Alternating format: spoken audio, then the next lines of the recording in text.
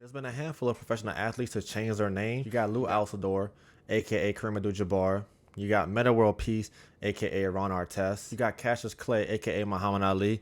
And now you got Rhamondre Stevenson season, baby. Let's go. It's Rhamondre Stevenson season, and let me tell you why. He had over 200 attempts, over 1,000 yards rushing, and 5 touchdowns in 2022.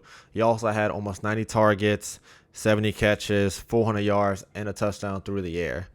And that was in 17 games. He played all 17 games.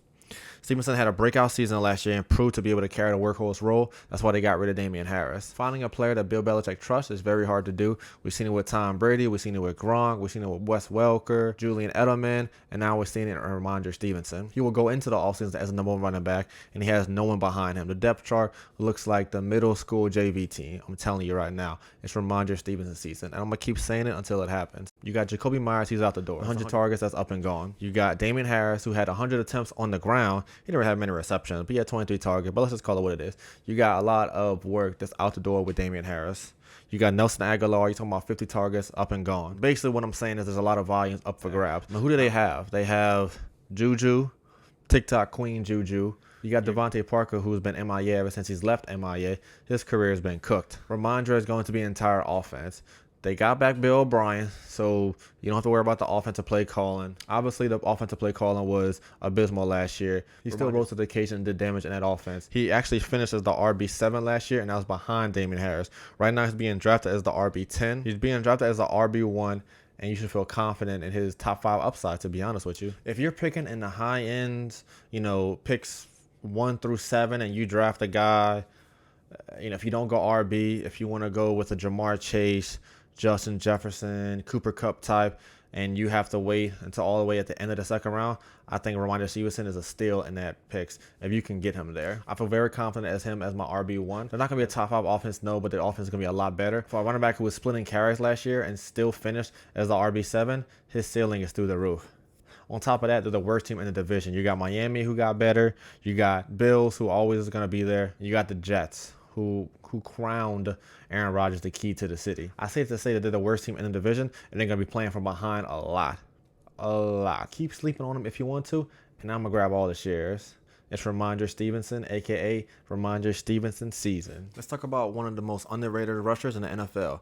Let's talk about Nick Chubb. Nick Chubb had over 300 attempts last year, over 1,500 yards, and 12 touchdowns, and that was with Kareem Hunt.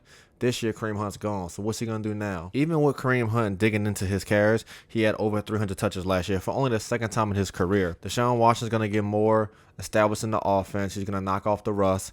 He's going to knock off all the lotion off his hands. He's going to get established, all right?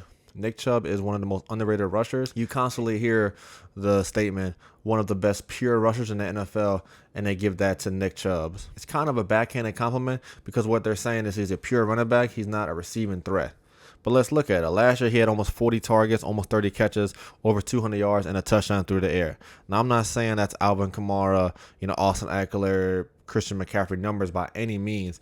But if Nick Chubb is giving you 1,500 yards on the ground, over double-digit touchdowns, and he's giving you 30 to 50 catches a season, that's a top 5 running back. Watson should be a little bit better in the second year. Like I said, they're not able to stack the box against him. You got Amari Cooper. You got Elijah Moore, who's very underrated. You got some weapons on the outside. You got David Njoku. Look at Nick Chubb like a Derrick Henry light. You draft Derrick Henry in the first round regardless of the reception total because you know what he's going to give you on the ground. He's going to give you, once again, 1,500 yards rushing. He's going to give you double-digit touchdowns, and he can obviously sprinkle in some receptions here and there. If he can give you 30 to 50 catches in a season, he's likely to be the number 1 running back in fantasy. So why don't we give that same respect to Nick Chubb? He finishes the RB6 last year. Once again, that was with Kareem Hunt. Right now, he's being drafted as the RB9, and that's without Kareem Hunt. So tell me how that goes. Give me Nick Chubb in the second round, and sometimes he slides to the third round. I'm jumping on that all day and tomorrow. You could have Nick Chubb as your second running back. Let's say you're picking in the back half of the second round, even the first end. Let's say you go with a let's just call it what it is. Let's just say you go with a Derrick Henry, and then in the second round you double up with a Nick Chubb. Now you might not have too much pass catching abilities, but you know what you're gonna get on the ground. To have Nick Chubb as your second RB, that's not a bad team. Thanks for tuning in to today's video. Remember, subscribe to see more content from me and everyone here at Just in Time Media.